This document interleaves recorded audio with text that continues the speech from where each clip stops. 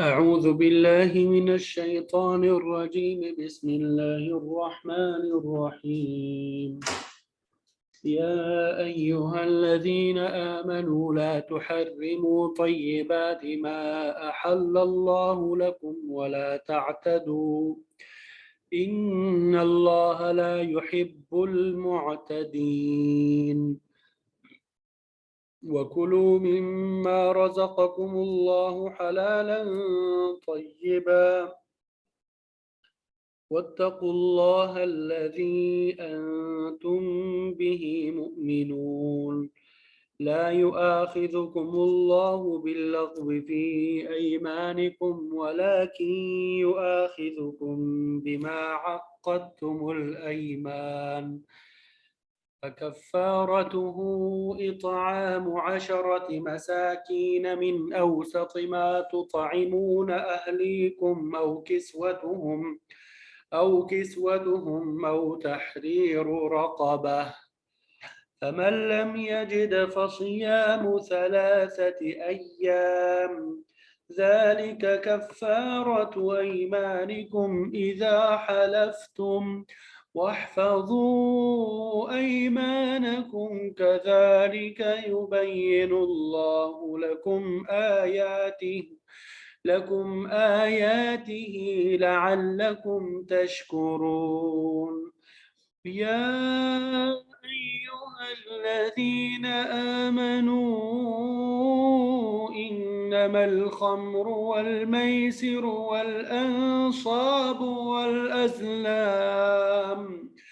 والأزلام رجس من عمل الشيطان فاجتنبوه لعلكم تفلحون.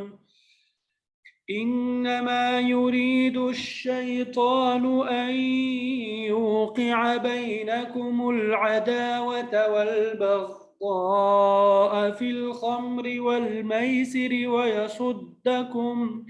ويصدكم عن ذكر الله وعن الصلاة، فهل أنتم منتهون؟ وأطيعوا الله وأطيعوا الرسول واحذروا، فإن توليتم فاعلموا أنما على رسولنا البلاغ المبين. ليس على الذين آمنوا وعملوا الصالحات جناح فيما طعموا إذا ما اتقوا وآمنوا وعملوا الصالحات ثم اتقوا وأحسنوا، والله يحب المحسنين. صدق الله العظيم.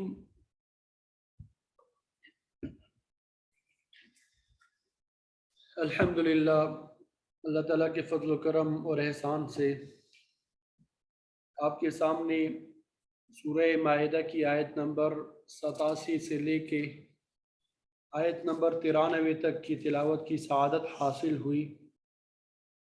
सबसे पहले इन आयात का लफ्ज़ी तर्जुमा करेंगे और फिर बामुहावरत तर्जुमा भी साथ में करते रहेंगे, और फिर उसके बाद मुफस्सिरीन ने इन आयात की जो तफसीर बयान की है वो आपके सामने पेश करेंगे।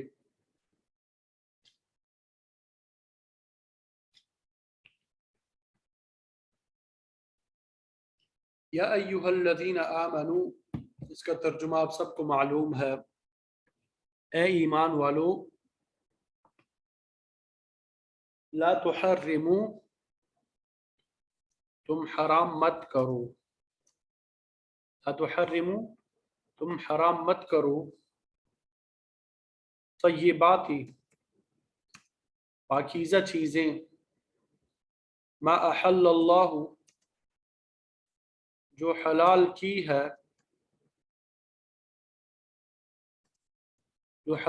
है, اللہ تعالیٰ نے لکم تمہارے لیے ولا تعتدوا اور حد سے تجاوز نہ کرو ان اللہ لا یحب بے شک اللہ تعالی پسند نہیں کرتا المعتدین حد سے تجاوز کرنے والے کو حد سے تجاوز کرنے والوں کو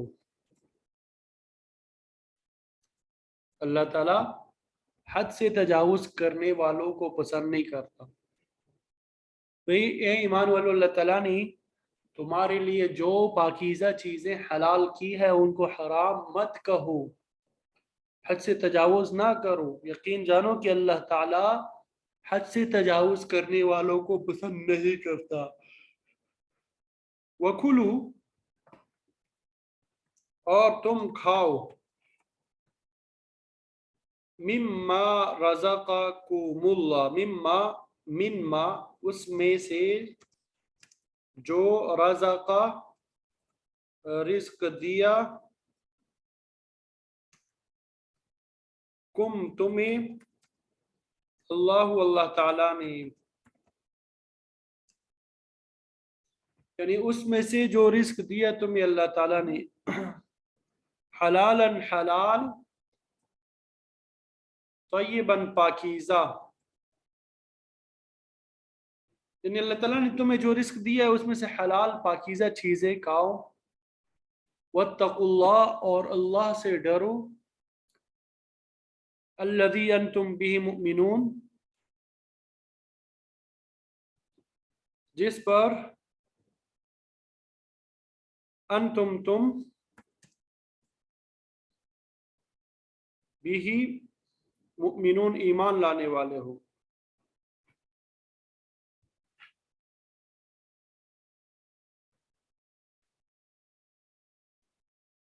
مؤمنون ایمان لانے والے، جس اللہ پر تم ایمان رکھتے ہو اس سے ڈرتے رہو۔ لا یؤاخذکم اللہ اللہ تعالی مواخذہ نہیں کرتا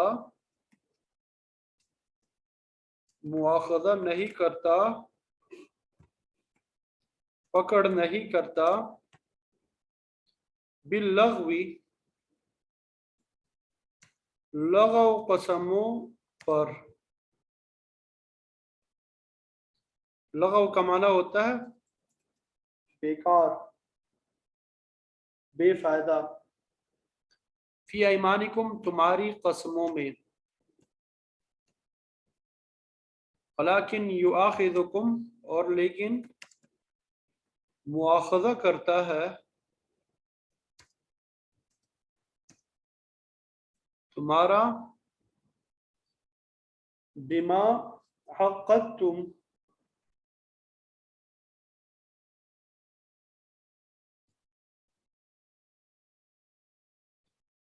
تمہاری مضبوط باندھنے کی وجہ سے، الایمان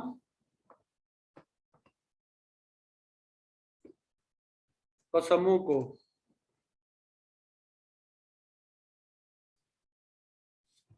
یعنی اللہ تمہاری لغو قسموں پہ تمہاری پکڑ نہیں کرے گا، لیکن جو قسمیں تم نے پختگی کے ساتھ کھائی ہوں ان پر تمہاری پکڑ کرے گا۔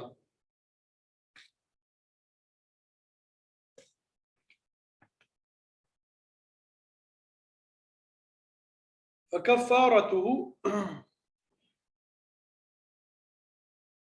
چنانچہ کفارتہ اس کا کفارہ یہ ہے اطعام کھانا کھلانا ہے، عشرتی 10 مساکین کو من اوسط درمیانی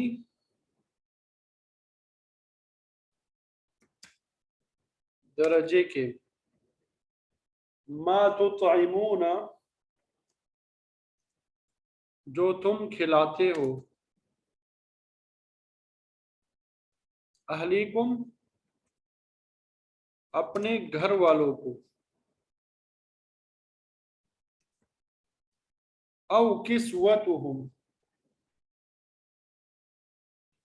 یا کسوتہم ان کو کپڑا دینا ہے او تحریر یا تحریر آزاد کرنا ہے رقبۃ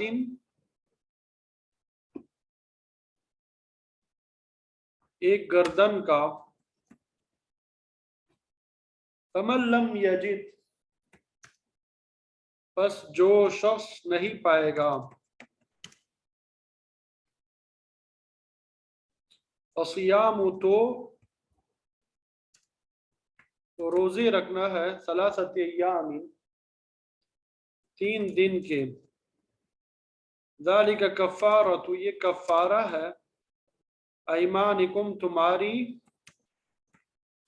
قسموں کا اذا حلفتم جب تم قسم کھاؤ واحفظوا ایمانکم واحفظوا اور تم حفاظت کرو ایمانکم اپنی قسموں کی کذالک اسی طرح یبین بیان کرتا ہے کھول کر بیان کرتا ہے اللہ تعالی لکم تمہارے لیے آیات ہی اپنی آیات لعلکم تشکرون تاکہ تم تشکرون شکر بجا لاؤ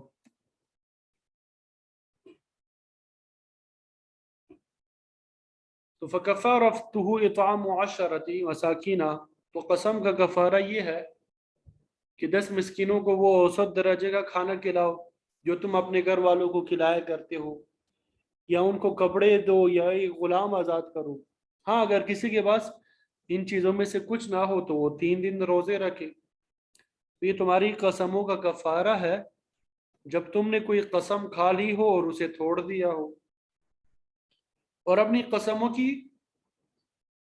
حفاظت کیا کرو اسی طرح اللہ تعالی اپنی آیتیں کھول کر تمہارے سامنے واضح کرتا ہے تاکہ تم شکریہ ادا کرو یا ایھا الذین آمنوا اے ایمان والو انما الخمر والمیسر بے شک الخمر شراب والمیسر اور جوا والانصاب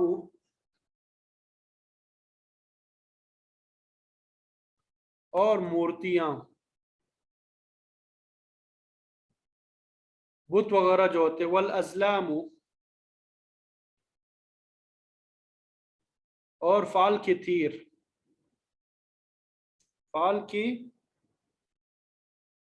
تیر رجسن ناپاک ہے من عمل الشیطان عمل ہے الشیطان شیطان کا شیطان کے عمل میں سے فاجتنبوہ تو تم اجتناب کرو اس سے لعلکم تفلحون تاکہ تم کامیاب بن جاؤ بن جاؤ. یا ایھا الذین آمنوا انما الخمر والمیسر، اے ایمان والو، شراب، جوا، بتوں کے تھان اور جوئے کے تیر، یہ سب ناپاک شیطانی کام ہے، لہذا تم ان سے بچو تاکہ تم کامیاب ہو جاؤ. انما یرید الشیطان،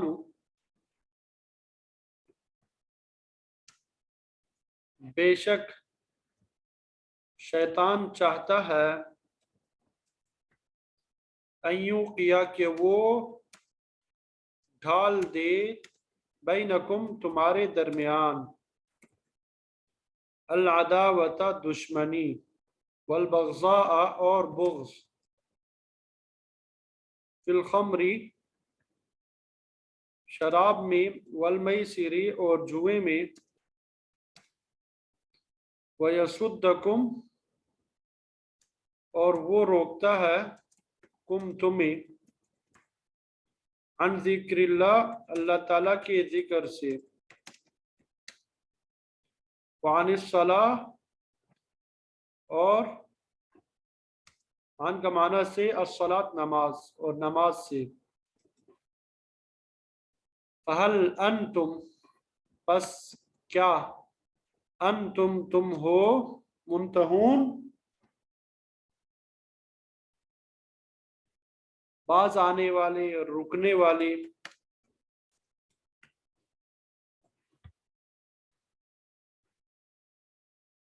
شیطان تو یہی چاہتا ہے کہ شراب جوئے کے ذریعے تمہارے درمیان دشمنی اور بغض کے بیج ڈال دے اور تمہیں اللہ کی یاد اور نماز سے روک دے. اب بتاؤ کہ کیا تم ان چیزوں سے باز آ جاؤ گے؟ وَأَطِيعُوا اللَّهَ وَأَطِيعُوا الرَّسُولَ وَاحْذَرُوا، وَأَطِيعُوا اللَّهَ اور تم اطاعت کرو اللہ تعالیٰ کی، وَأَطِيعُوا الرَّسُولَ اور اطاعت کرو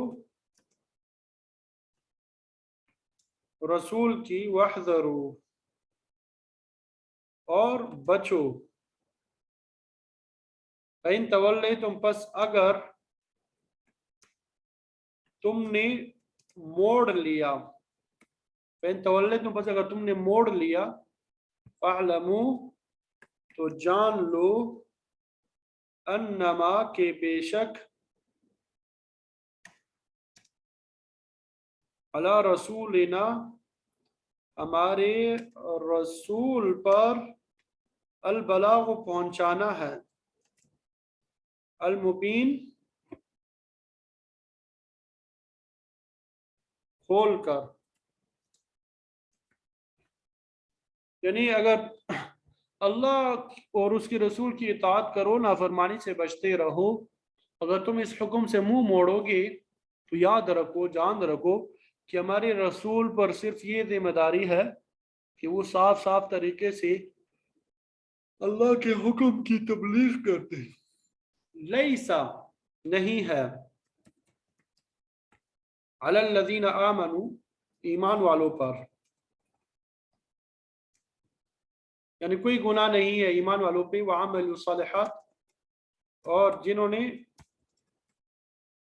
نیک کام کیے. جناح گناہ، کوئی گناہ، فیما طعموا اس میں جو، طعموا انہوں نے کھایا، اذا متقوا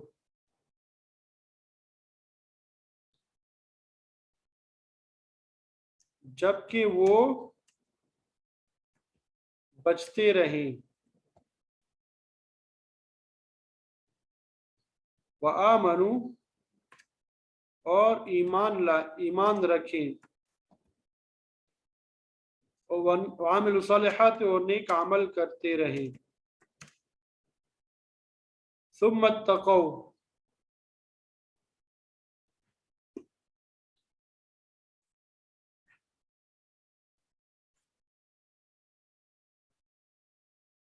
پھر وہ ڈرے،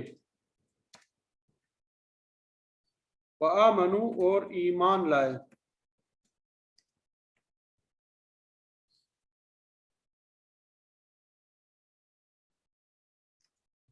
ثم اتقوا پھر وہ ڈرے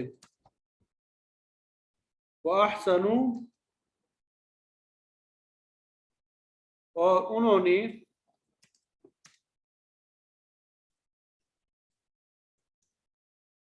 عمدہ کام کیا واللہ اور اللہ تعالی پسند کرتا ہے المحسنین نیک کام کرنے والوں کو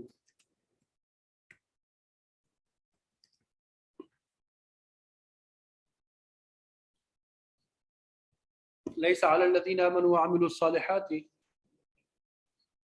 تو لوگ ایمان لے آئے ہیں اور نیکی پہ عمل کرتے رہے ان پہ کوئی گناہ نہیں ہے اس کی وجہ سے جو انہوں نے پہلے کھایا پیا ہے بشرطے کہ وہ آئندہ ان گناہوں سے بچتے رہے ایمان رکھے نیک عمل کرتے رہے اور پھر جن چیزوں سے آئندہ روکا جائے ان سے بچا کریں اور ایمان پہ قائم رہے اس کے بعد بھی تقوی اور احسان کو اپنائیں تو اللہ تعالیٰ احسان پر عمل کرنے والوں سے محبت کرتا ہے اللہ تعالیٰ احسان پر عمل کرنے والوں سے محبت کرتا ہے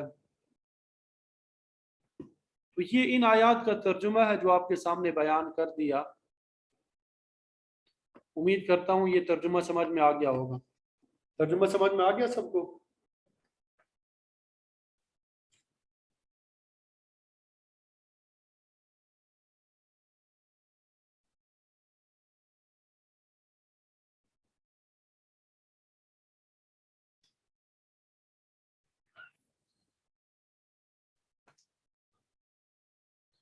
جی آواز آ رہی سب کو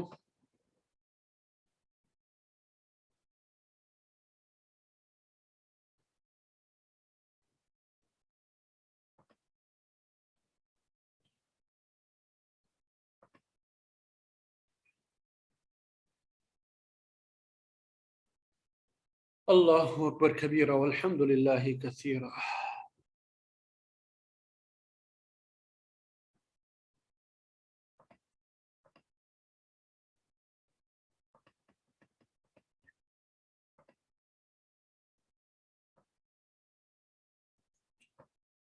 جی اب تفسیر کی طرف دیکھتے ہیں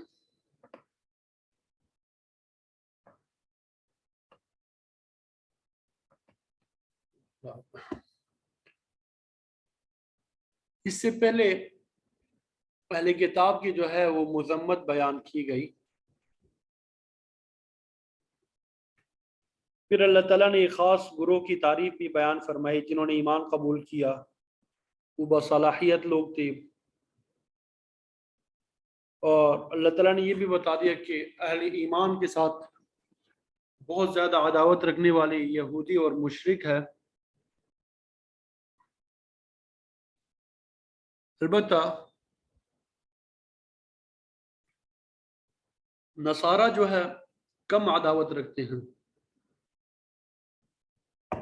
پھر اللہ تعالیٰ نے اس کی دو وجوہات بیان فرمائی کہ نصارہ میں اہل علم دنیا کو چھوڑنے والے اور متواضع لوگ بھی ہے اور جس قوم میں یہ صفات پائی جائے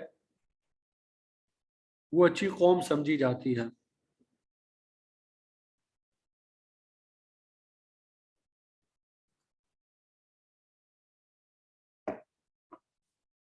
یہاں پر رہبانیت کی تعریف سے یہ شبہ ہوتا تھا کہ شاید کوئی اچھی چیز ہے لیکن اگلی آیات میں اس شبہ کو ختم کر دیا گیا اور اللہ تعالیٰ نے اہل ایمان کو خبردار کیا کہ رہبانیت کوئی اچھی چیز نہیں ہے یہ دین حق کے خلاف ہے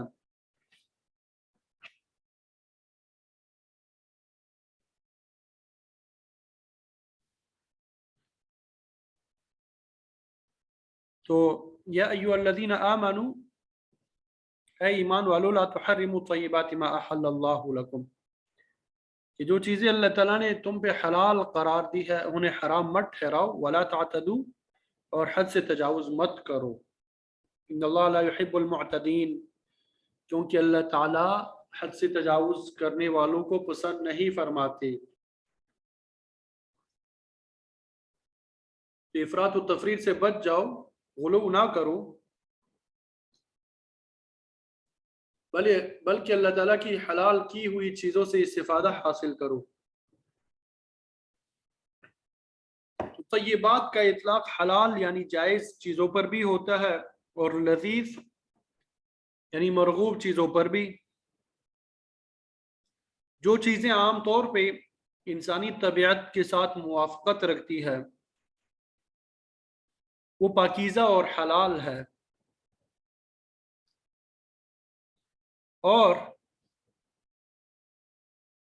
جن سے انسان کی طبیعت جو ہے متنفر ہے وہ حرام اور ناجائز کی فہرست میں داخل ہے۔ تو اللہ تعالیٰ نے پاک اور حلال چیزوں کو حرام قرار دینے سے منع فرمایا۔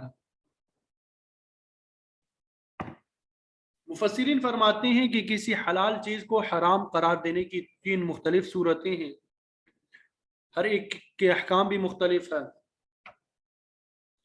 نمبر 1، جس چیز کو اللہ تعالیٰ نے حلال قرار دیا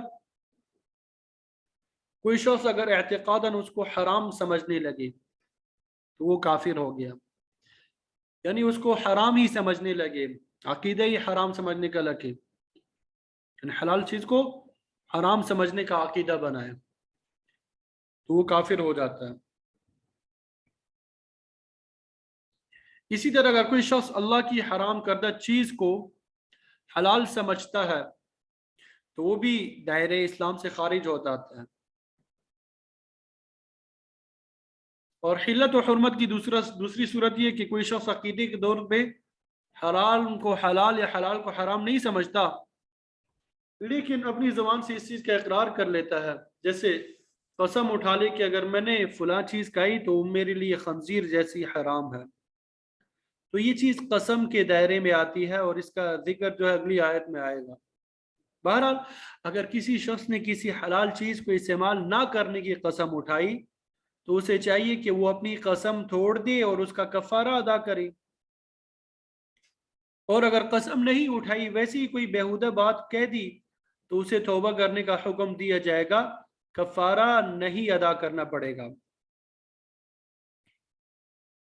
تو قسم کے الفاظ صریح ہو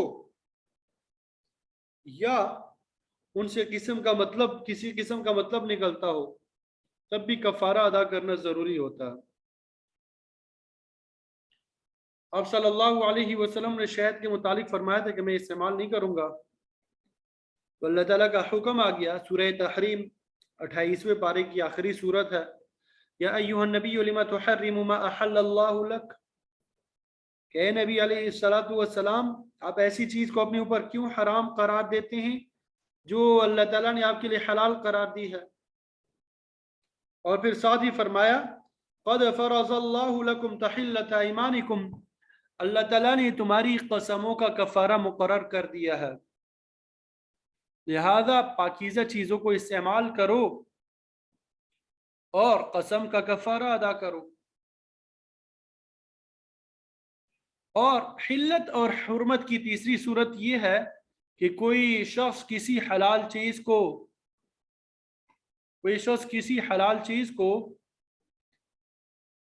ثواب سمجھ کر چھوڑ دے اور سمجھے کہ ایسا کرنے سے اللہ تعالیٰ کا قرب حاصل ہوگا تو اس کو رہبانیت اور بدعت کہا جاتا ہے،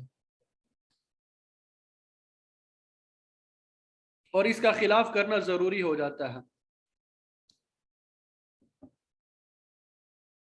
یعنی کسی حلال چیز کو ثواب سمجھ کر چھوڑ دے اور وہ یہ سمجھے کہ ایسا کرنے سے اللہ کا قرب حاصل ہوگا تو اس کو رہبانیت کہیں گے، بدعت کہیں گے۔ اب اس کے خلاف کرنا ضروری ہے، کیونکہ لا رہبانیت فی الاسلام، اسلام میں رہبانیت کی کوئی گنجائش نہیں ہے۔ رہبانیت کی جو مثالی صورت ہے وہ یہ ہے کہ کوئی کار ثواب سمجھ کر یا اللہ کا قرب حاصل کرنے کے لیے نکاح کرنے سے انکار کر دے یا کھانا پینا چھوڑ دے یا اچھا لباس پہننے سے انکار کر دے تو یہ سب رہبانیت کے دائرے میں آتے ہیں، اور اسلام نے اس کی اجازت نہیں دی بلکہ اس کی مذمت آئی ہے۔ البتہ ترک حلال کی جائز صورت یہ ہے کہ انسان کسی چیز کے ترک کو ثواب سمجھے بغیر کسی جسمانی یا روحانی بیماری کے علاج کے لیے ایسا کرے۔ بعض آدمی بعض سبزیاں نہیں کھاتے کیونکہ جسمانی طور پہ وہ ان کے لیے نقصان دہ ہوتی ہے۔ بعض لوگوں کو گائے کا گوشت موافق نہیں آتا، بعض لوگوں کے لیے گھی اور دودھ کا استعمال جو ہے نقصان دہ ہوتا ہے، تو ان کو چھوڑ دیا جاتا ہے، لیکن یہ ثواب یا اللہ کا قرب حاصل کرنے کے لیے نہیں بلکہ ڈاکٹر کے کہنے کی وجہ سے ایسا کیا جاتا ہے۔ اسی طرح بعض روحانی بیماریوں کے لیے بھی بعض حلال چیزوں کو چھوڑ دیا جاتا ہے۔ بزرگان دین جو اس قسم کے علاج تجویز کرتے ہیں وہ جائز ہے، اس سے قسم لازم نہیں آتی۔ بعض اوقات بزرگ جو ہے عبادت میں انہماک پیدا کرنے کے لیے قلت طعام تجویز کرتے ہیں، لیکن نہ تو وہ طعام کو حرام سمجھتے ہیں اور نہ کم کھانے کو کار ثواب میں داخل کرتے ہیں۔ حضرت تھانوی صاحب رحمۃ اللہ علیہ فرماتے ہیں کہ اس معاملے میں بزرگان دین نے جو طریقہ اختیار کیا ہے اسے اس تیسری صورت پہ محمول کرنا چاہیے۔ یہ بدعت نہیں ہے بلکہ روحانی علاج ہے کہ انسان کھانا کم کر دے یا سادہ لباس پہننے لگے۔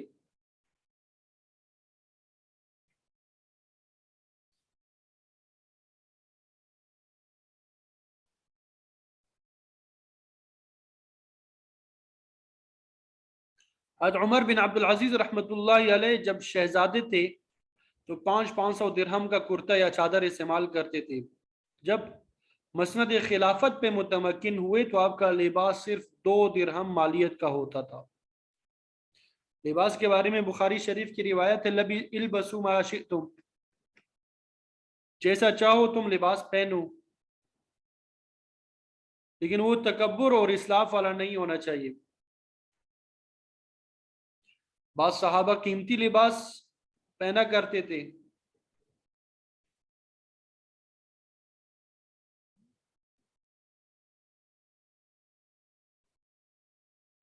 تو اچھا اور عمدہ لباس اگر حلال کمائی کا ہو، تکبر اور اسراف اس میں نہ پایا جائے تو بالکل جائز ہے۔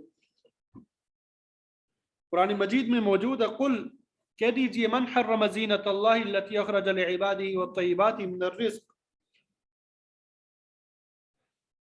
کہ کس نے حرام کر دیا ہے اللہ کی زینت کو جو اس نے اپنے بندوں کے لیے نکالا ہے، یعنی جائز زینت اختیار کرنا یہ اللہ تعالیٰ نے اپنے بندوں کے لیے نکالا ہے، جائز ہے، تو اس کو کس نے حرام قرار دیا؟ البتہ ناجائز زینت مکروہ اور حرام ہے، تو اللہ تعالیٰ نے جائز زینت اور پاکیزہ چیزوں کو حلال قرار دیا، انہیں کھاؤ، اس کا شکریہ ادا کرو، حد سے آگے نہ بڑھو، اسراف اور تبذیر سے پرہیز کرو۔ تو کسی حلال چیز کو اپنے اوپر حرام قرار دینا یہ زہد کی تعریف میں داخل نہیں ہے۔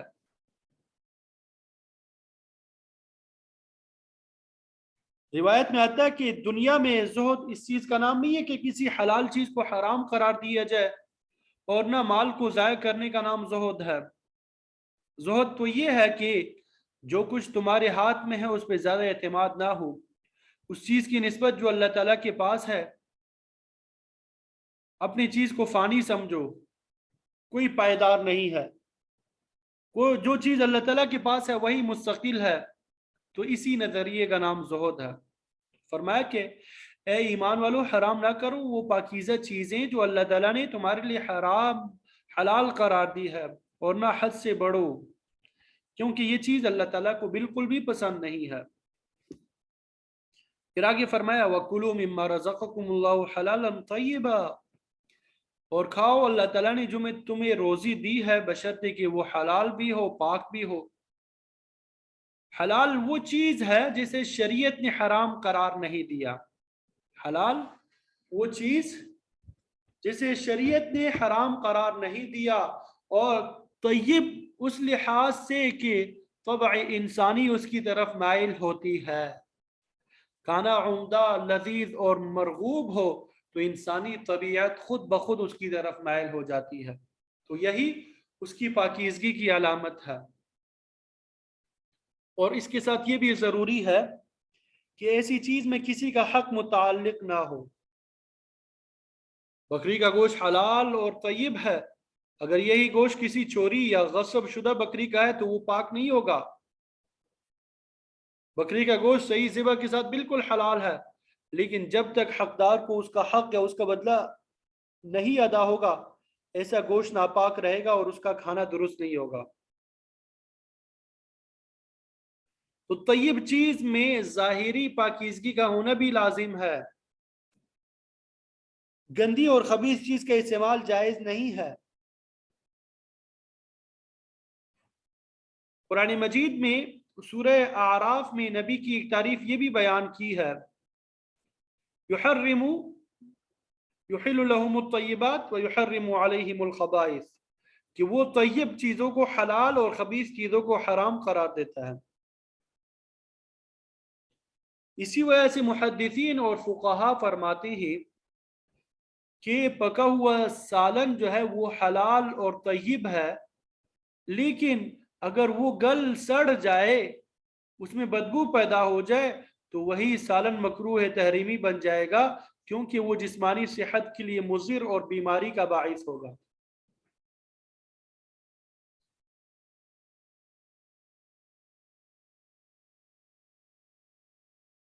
اسی طرح زہر کے بارے میں آپ نے فرمایا نہا عن الدواء الخبیث، خبیث دوا کے استعمال سے منع فرمایا گیا۔ زہر جو ہے ناپاک نہیں ہے، لیکن اپنے اثر کے اعتبار سے ہلاک کرنے والا ہے، مہلک ہونے کی وجہ سے خبیث ہے، اس وجہ سے اس کا استعمال جائز نہیں ہے۔ تو شریعت نے جو چیزیں حرام قرار دی ہے ان میں کوئی نہ کوئی جسمانی خرابی ہے یا روحانی خرابی ہے۔ حلال کو حلال اور حرام کو حرام سمجھنا یہ ملت ابراہیمی کا بنیادی اور اہم اصول ہے۔ اگر حلال کو حرام قرار دیا جائے تو مصلحت عامہ خراب ہو جائے گی، سوسائٹی پہ اس کے برے اثرات مرتب ہوں گے۔ اس لیے حلال چیزوں سے استفادہ کرنا چاہیے اور حرام چیزوں سے پرہیز لازم ہے، تو اسی کا نام تقویٰ ہے۔ وَاتَّقُوا اللَّهَ الَّذِي أَنْتُمْ بِهِ مُؤْمِنُونَ، اللہ سے ڈرتے رہو، اس اللہ سے جس کے متعلق تم ایمان رکھتے ہو کہ وہ ہمارا خالق ہے، مالک ہے، حلت اور حرمت کا قانون اسی کے دائرہ اختیار میں ہے، اس کے قانون کی پابندی میں تمہاری ترقی کا راز مضمر ہے، اور قانون کی خلاف ورزی میں تمہاری تنزلی ہے، اس سے تمہاری دنیا اور عاقبت دونوں ضائع ہو جائیں گی۔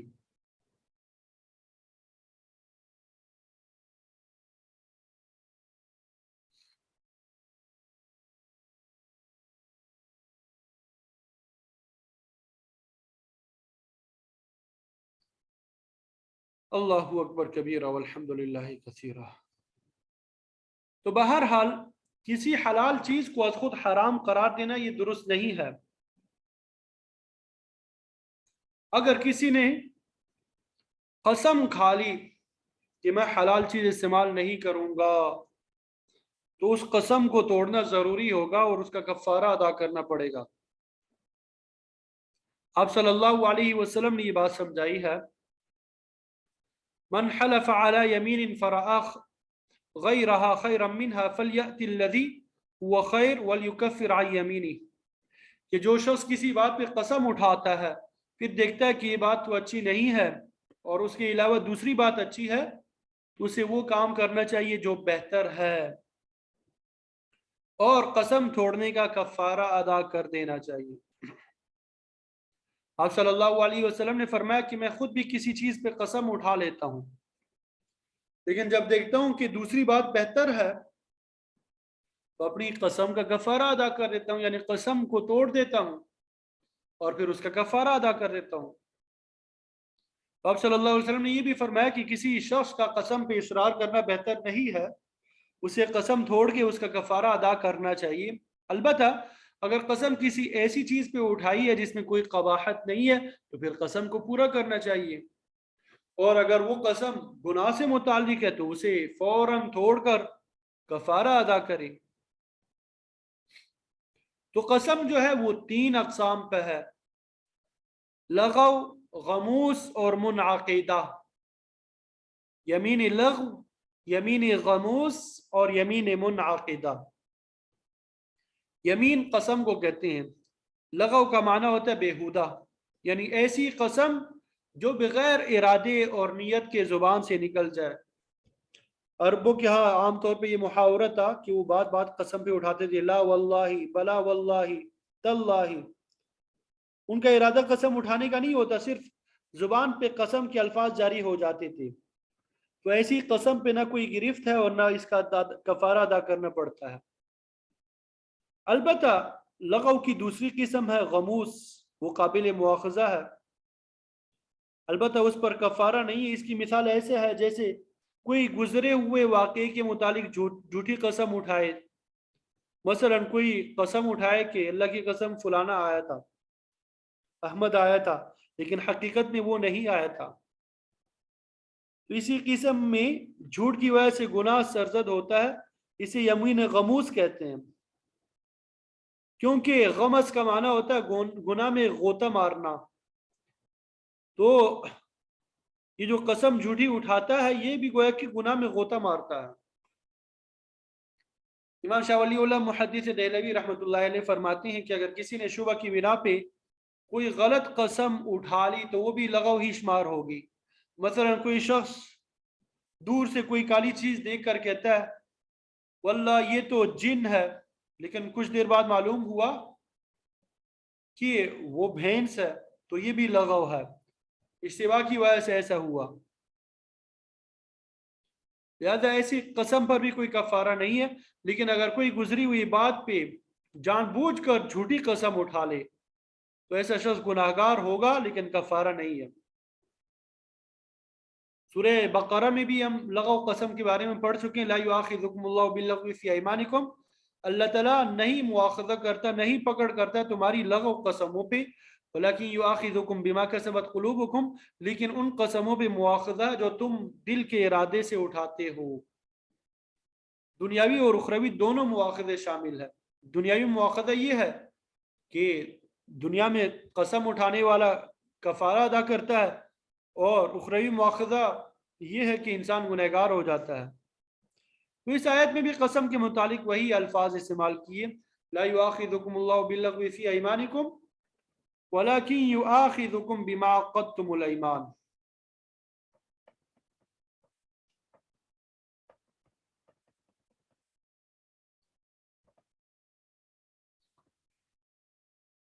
کہ اللہ تعالیٰ تم سے تمہاری بےہودہ قسم کے متعلق مواخذہ نہیں کرتا، لیکن ان قسموں پہ مواخذہ کرتا ہے جو پختہ طریقے یعنی دل کے ارادے سے اٹھاتے ہو۔ تو قسم کی یہی تیسری قسم ہے جسے منعقدہ کہا جاتا ہے۔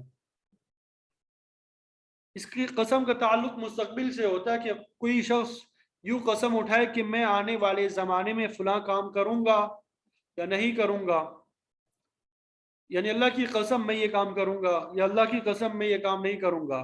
تو اگر کوئی شخص یوں قسم اٹھائے کہ میں آنے والے زمانے میں یہ کام کروں گا یا نہیں کروں گا، تو اگر ایسی قسم کسی جائز کام کے لیے ہے اور اس شخص نے قسم کو پورا کر دیا تو اس پہ کوئی گناہ نہیں ہے، لیکن اگر اس جائز قسم کو از خود توڑ دیا ہے تو پھر اس کا کفارہ ادا کرنا ہوگا، جس کا ذکر ابھی آئے گا۔ لیکن اگر یہی قسم کسی ناجائز کام کے لیے ہے تو اس کا توڑنا واجب ہو جاتا ہے۔ تو ایسی قسم کے بارے میں فرمایا فکفارۃ اطعام 10 مساکین، اس کا کفارہ جو ہے 10 مسکینوں اور محتاجوں کو کھانا کھلانا ہے۔ کیسا کھانا؟ من اوسط ما تطعمون اہلیکم، درمیانے درجے کا جو تم اپنے گھر والوں کو کھلاتے ہو۔ مطلب یہ کھانا جو ہے متوسط درجے کا ہو، ایسا نہ ہو کہ بالکل خشک روٹی ہے، اور نہ ہی بہت اعلیٰ درجے کا جس میں کئی قسم کے کھانے ہو۔ متوسط درجے میں عام روٹی سالن آ سکتا ہے جو عام طور پہ لوگ گھروں میں پکاتے ہیں۔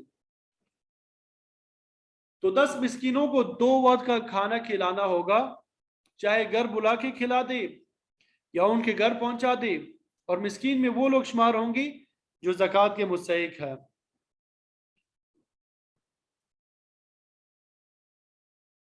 اور کفارے کی دوسری صورت یہ بھی ہے کہ کھانا پکا کر کھلانے کی بجائے ہر مسکین کو روزے کی فدیے کے برابر اناج دے دے، یعنی 2 کلو گندم یا اس کی قیمت ہر مسکین کو دے دے۔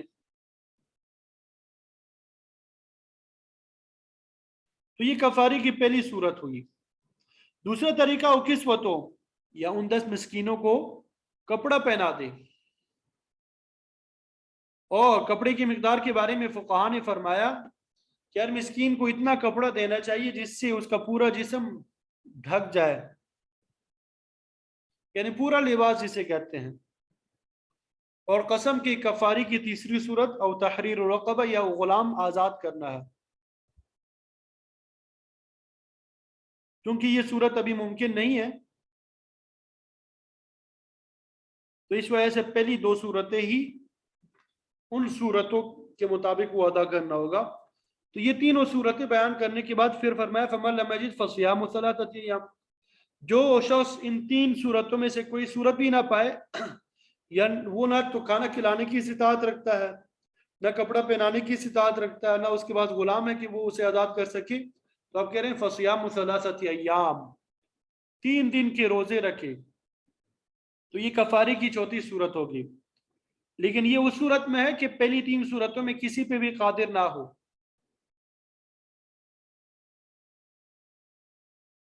عبداللہ ابن عباس رضی اللہ تعالیٰ عنہ، عبداللہ ابن مسعود رضی اللہ تعالیٰ عنہما کی روایت میں آتا ہے فصیام ثلاثۃ ایام متتابعات، ان کی یہ 3 روزے متواتر رکھنا ہوں گے، ان کے درمیان وقفہ نہیں ہوگا۔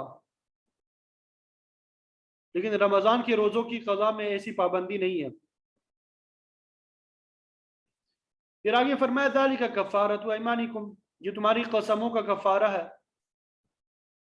اب سوال یہ ہوتا ہے کہ کفارہ قسم توڑنے سے پہلے ادا کرنا چاہیے یا بعد میں؟ امام شافعی صاحب رحمۃ اللہ علیہ تو فرماتے ہیں کہ کفارہ قسم توڑنے سے پہلے ادا کرنا چاہیے، اگر پہلے ادا کر لیا جائے تو بھی ادا ہو جائے گا۔ لیکن امام اعظم ابو حنیفہ رحمۃ اللہ علیہ فرماتے ہیں کہ پہلے قسم توڑے اس کے بعد کفارہ ادا کرے۔ تو فرمایا کہ یہ کفارہ ہے تمہاری قسموں کا، اذا حلفتم، جب تم قسم اٹھا بیٹھو، واحفظوا ایمانکم، اور اپنی قسموں کی حفاظت کرو، یعنی قسم اٹھانا کوئی اچھی بات نہیں ہے، اس سے بچنے کی کوشش کرنی چاہیے۔ اور اگر کسی معاملے میں گواہ موجود نہ ہو اور قسم کے بغیر کوئی چارہ کار نہیں ہے تو پھر اس کی اجازت بھی ہے، اس کا پورا کرنا بھی ضروری ہے۔ اگر قسم اٹھا کے توڑ دی جائے تو اس کو کفارہ کی ادائیگی لازم ہو جائے گی۔ اور قسم کی حفاظت کا یہ مطلب ہے کہ اس کے ساتھ ساتھ اس بات کا بھی خیال رہے کہ قسم صرف اللہ کے نام کی کہی جا سکتی ہے، اس کے علاوہ کسی دوسرے کے نام کی قسم درست نہیں ہے۔ مثلا تمہارے سر کی قسم، ماں کی قسم، فلانے کی قسم، یہ جائز نہیں ہے۔ اور اس کی وجہ یہ کہ جو آدمی قسم اٹھاتا ہے اس کے بعد دلیل نہیں ہوتی اور نہ وہ گواہ پیش کر سکتا ہے، تو فریق کے ثانی کو یقین دلانے کے لیے قسم اٹھاتا ہے، تو وہ اللہ تعالیٰ کا نام لے کے یا اس کی کوئی صفت بیان کر کے بات کرتا ہے، اگر وہ غلط بیانی کرتا ہے تو اس اللہ تعالیٰ کی سزا سے نہیں بچ سکے گا جو ہر چیز کو جانتا ہے۔ کذالک یبین اللہ لکم آیاتی، اسی طرح اللہ تعالیٰ بیان کرتا ہے تمہارے لیے اپنی آیتیں، یعنی حلت اور حرمت کی احکام، لعلکم تشکرون، تاکہ تم اللہ تعالیٰ کی نعمتوں کا شکریہ ادا کرو کہ اس نے تمہیں جہالت سے نکال کر واضح راستہ بتا دیا کہ فلاں فلاں مشکل کا فلاں فلاں حل ہے، تو ان احکام کے ذریعے تم گناہ سے بچ سکتے ہو اور اپنے آپ کو پاک کر سکتے ہو۔ تو ان احکام پہ عمل کر کے اللہ تعالیٰ کی نعمتوں کا شکریہ ادا کرو۔ تو کھانے پینے کی چیزوں کی حلت اور حرمت کا ذکر اس صورت میں خاص طور پہ کیا گیا۔ پھر اس کے بعد فرمایا یا ایھا الذین آمنوا انما الخمر والمیسر، اے ایمان والو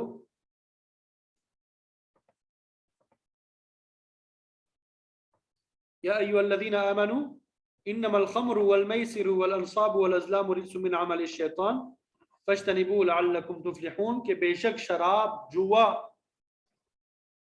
یہ وہ چیزیں ہیں جس کو اللہ رب العزت نے قطعا حرام قرار دیا اور ان سے بچنے کا حکم دیا۔ اس میں شراب اور جوئے کا ذکر سورہ بقرہ میں بھی آ چکا ہے۔ یسألونک عن الخمر والمیسر، کہ لوگ آپ سے جوئے کے بارے میں، شراب کے بارے میں پوچھتے ہیں کہ ان کا کیا حکم ہے۔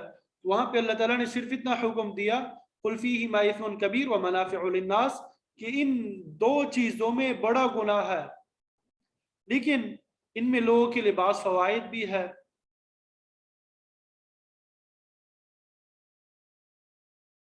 نقصانات اور گناہ کا ذکر تو ابھی اگلی آیت میں آ رہا ہے۔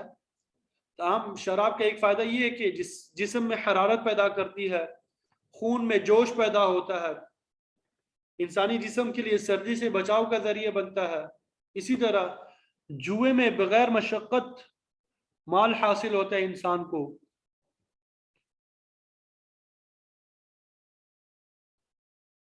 اسی لیے فرمایا کہ ان دونوں چیزوں میں گناہ بھی ہے اور کچھ فائدے بھی ہے۔ البتہ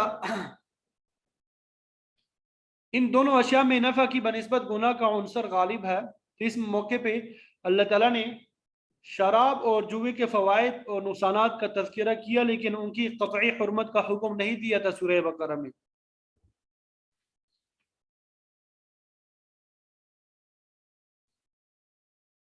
اور اس سے پہلے سورہ نحل میں بھی بعض پھلوں کا ذکر کر کے اللہ تعالیٰ نے فرمایا تتخذون منہ سکرا ورزقا حسنا، کہ تم ان پھلوں سے نشاور اشیاء یعنی شراب اور اچھا رزق بناتے ہو، لیکن حلت اور حرمت کا ذکر نہیں ہوا۔ کوئی قطعی حکم ابھی تک نازل نہیں ہوا تھا۔ جو عمر رضی اللہ تعالیٰ عنہ دعا کیا کرتے تھے اللہم بین لنا فی الخمر بیانا شافیہ، کہ اے اللہ ہمارے لیے شراب کے متعلق کوئی واضح حکم نازل فرما دیے۔ لوگ ابھی تک شراب پی رہے تھے تو سورہ نساء کی آیت نازل ہوئی یا ایھا الذین آمنوا لا تقربوا الصلاۃ وانتم سکارى حتى تعلموا ما تقولون، کہ اے ایمان والو نشے کی حالت میں نماز کے قریب نہ جاؤ یہاں تک کہ تم جان سکو کہ کیا کہہ رہے ہو۔ یہ میں نے اس ٹائم بتا دیا تھا کہ بعض صحابہ نماز پڑھ رہے تھے، دعوت پہ گئے تھے، کھانے کے بعد شراب کا بھی دور چلا، انہیں نشہ آ گیا اور نماز کا وقت بھی ہو گیا تو نماز کے لیے کھڑے ہو گئے تو امام غلط پڑھ گئے، تو اللہ تعالیٰ نے پھر نشے کی حالت میں نماز پڑھنے سے منع فرمایا، لیکن ابھی تک واضح حکم نازل نہیں ہوا تھا۔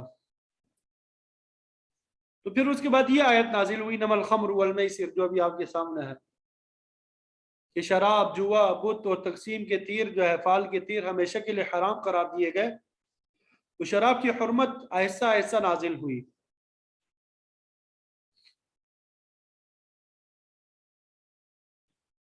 پہلے اللہ اکبر سورہ نحل میں نشہ اور دیگر اشیاء کی تیاری کی طرف اشارہ کیا، پھر شراب اور جوئے میں فائدہ اور نقصان دونوں عنصر بتائے گئے اور بتایا گیا کہ نقصان جو ہے فائدے سے زیادہ ہے۔ دوسرے نمبر پہ نماز کی حالت میں اس سے منع فرمایا گیا اور پھر بالآخر اس سے منع کیا گیا۔ پھر آپ صلی اللہ علیہ وسلم نے شراب کے برتنوں کو استعمال کرنے سے بھی منع فرمایا، مٹکے اور پینے پلانے والے اور دیگر سب جتنے برتن تھے ان سب کو دوڑ دیا گیا۔ آپ نے فرمایا کہ کل مسکر حرام، کہ ہر نشاور چیز حرام ہے۔ الخمر جماع الاثم، شراب تمام گناہوں کو جمع کرنے والا ہے۔ جو شخص شراب پیتا ہے وہ دنگا فساد کرتا ہے، قتل اور زنا کا مرتکب ہوتا ہے اور برائیاں انجام دیتا ہے، تو اس وجہ سے اس کو جامع الاثم کہا گیا۔ تو فرمایا کہ شراب اور جوا والانصاب والازلام، بت اور فال کے تیر جو ہے یہ کیا ہے؟ رجسن، ناپاک ہے، من عمل الشیطان، شیطانی اعمال ہے۔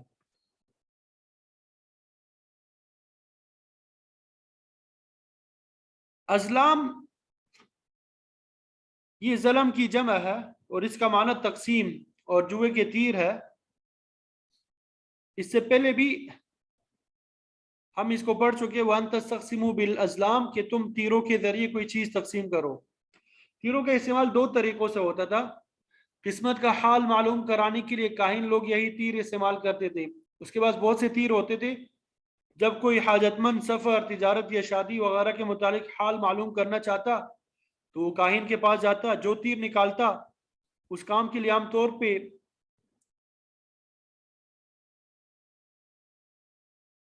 3 تیر استعمال کیے جاتے تھے. ایک پہ لفظ نام لکھا ہوتا تھا، دوسرے پہ لا اور تیسرا خالی ہوتا تھا. تو حسب ضرورت ان میں سے کوئی ایک تیر نکالا جاتا. اگر نام والا تیر نکلتا تو کاہن کہتا جس کام کا ارادہ کیا ہے وہ کرو اور اس کا نتیجہ تمہارے حق میں اچھا نکلے گا. اگر لا والا تیر نکلتا تو اس شخص کو اس کام سے منع کر دیا جاتا کہ یہ تمہارے لیے بہتر نہیں ہے. اور اگر خالی تیر نکل آتا تو پھر معاملے کو موقوف کر دیتے اور آئندہ موقع پہ دوبارہ تیر نکلواتے. تو تیروں کے استعمال کی ایک صورت یہ تھی، اور دوسری صورت یہ تھی کہ کل 10 تیروں میں سے 7 تیروں پر 1 سے لے کے 7 تک نمبر لکھے ہوتے اور 3 تیر خالی ہوتے تھے. اور یہ عام طور پہ قحط کے زمانے میں کرتے تھے کہ کوئی 10 آدمی مل کے اونٹ خریدتے، پھر اس کو ذبح کر کے اس کے گوشت کے 10 برابر حصے کرتے. اونٹ میں حصے دار ایک ایک کر کے تیر نکالتے. جس کے نام پہ جتنے نمبر کا تیر نکل آتا وہ گوشت کے اتنے حصے لے جاتا. تو اس طرح بعض حصے داروں کو حصے سے زیادہ گوشت مل جاتا اور بعض بالکل محروم رہ جاتے. تو حصہ پانے والے گوشت خود بھی استعمال کرتے اور غربا میں بھی تقسیم کرتے. حصہ سے محروم رہنے والے ترغیب دیتے کہ چلو دوبارہ اونٹ خریدیں اور ذبح کریں. پھر ایسے ہی کرتے، بعض کو حصہ مل جاتا اور بعض محروم رہ جاتے. تو اس طرح یہ سلسلہ جاری رہتا. تو اللہ تعالیٰ نے اس قسم کے جوئے کے تیروں کو بھی حرام قرار دیا. فرمایا کہ رجس من عمل الشیطان، یہ گندا اور شیطانی کام ہے، اس سے بچ دو تاکہ تمہیں فلاح نصیب ہو. عربی زبان میں رجس اس گندی اور ناپاک چیز کو کہا جاتا ہے جس سے فطرت سلیمہ اور عقل سلیمہ نفرت کرے. تو اس آیت میں جن 4 چیزوں کا ذکر کیا گیا ہے تو قابل نفرت امور ہے، شیطانی اعمال ہے. اگرچہ یہ سب کام انسان ہی انجام دیتے لیکن ان میں برائی کی وجہ سے مجازاً انہیں شیطانی کام کہا گیا، کیونکہ شیطان کے وسوسے ہی کی وجہ سے انسان ان برے کاموں کی طرف رغبت کرتا ہے اور ان کاموں پہ شیطان خوش بھی ہوتا ہے. اس وجہ سے انہیں شیطانی اعمال کہا گیا.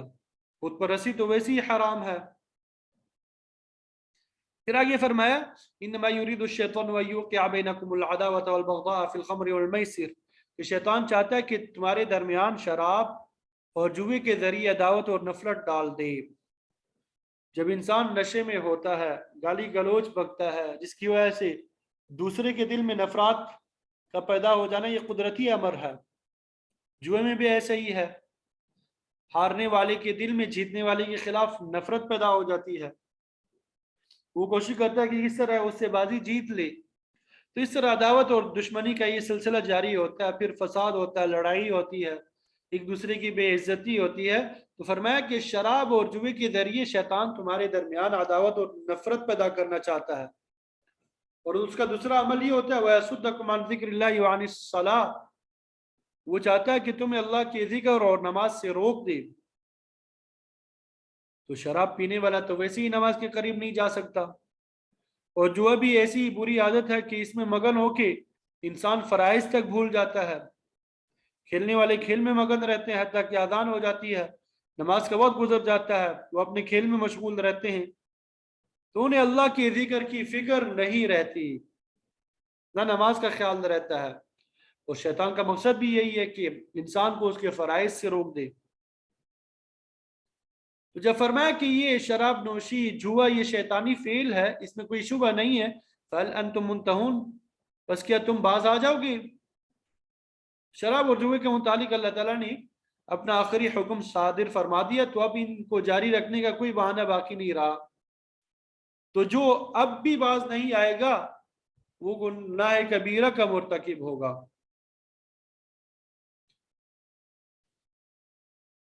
یہ احکام بیان کرنے کے بعد اللہ تعالیٰ نے فرمایا واطیعوا اللہ واطیعوا الرسول کہ اللہ اور اس کے رسول کی اطاعت کرو اور ان کی نافرمانی سے بچتے رہو اور ان احکام کی تعمیل میں کوتاہی نہ کرو، ان احکام کی تعمیل میں کوتاہی نہ کرو۔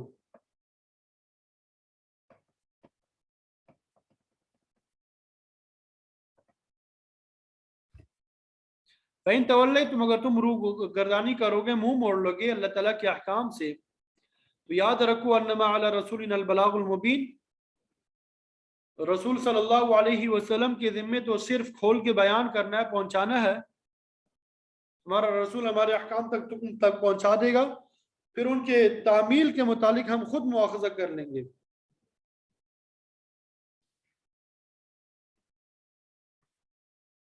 شراب اور جوے کی حرمت کے بعد بعض ذہنوں میں یہ خیال آیا کہ ہم نے تو اسے چھوڑ دیا، لیکن جو لوگ اس حرمت سے پہلے شراب نوشی کرتے تھے اور اب فوت ہو چکے ہیں، ان کا کیا ہوگا؟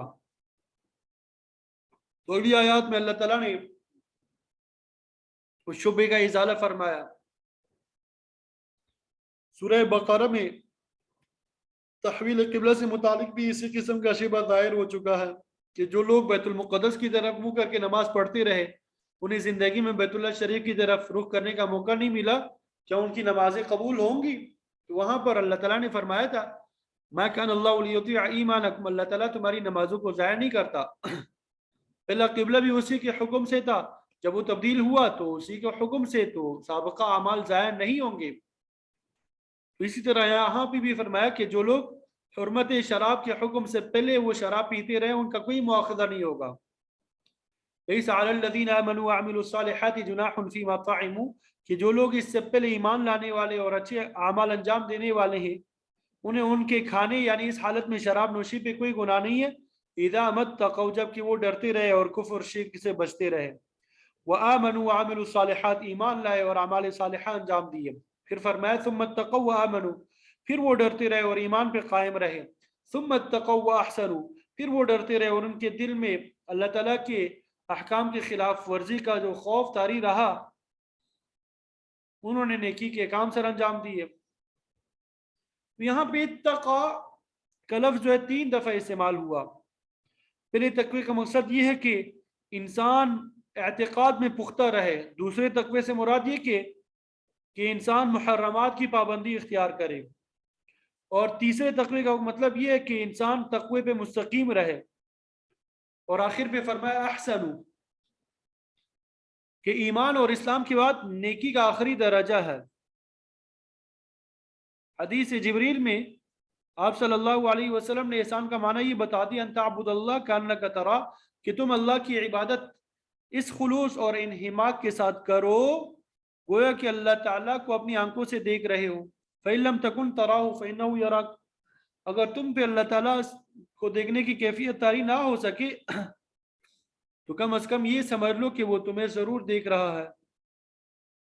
وہ احسان سے مراد اعلیٰ درجے کی نیکی ہے جو پورے خلوص کے ساتھ انجام دی جائے۔ تو اللہ تعالیٰ نے فرمایا کہ جن لوگوں کو ایمان کی دولت نصیب ہوئی، پھر انہوں نے نیکی کے کام نہایت خلوص کے ساتھ انجام دیے، اگر انہوں نے تحریم سے پہلے کوئی ایسا کام کیا تو ان پہ کوئی گناہ نہیں ہے۔ واللہ یحب المحسنین، اللہ تعالیٰ کو نیکی کے کام کرنے والے لوگ بہت محبوب ہے۔ اللہ تعالیٰ کی نگاہ میں اعلیٰ درجے کی نیکی کرنے والے لوگ جو ہے وہ بہت پسندیدہ ہے۔ اللہ تعالیٰ ہم سب کو بھی نیکی کرنے والا بنائے، اللہ تعالیٰ کا محبوب بندہ بنائے۔ وآخر دعوانا ان الحمد للہ رب العالمین۔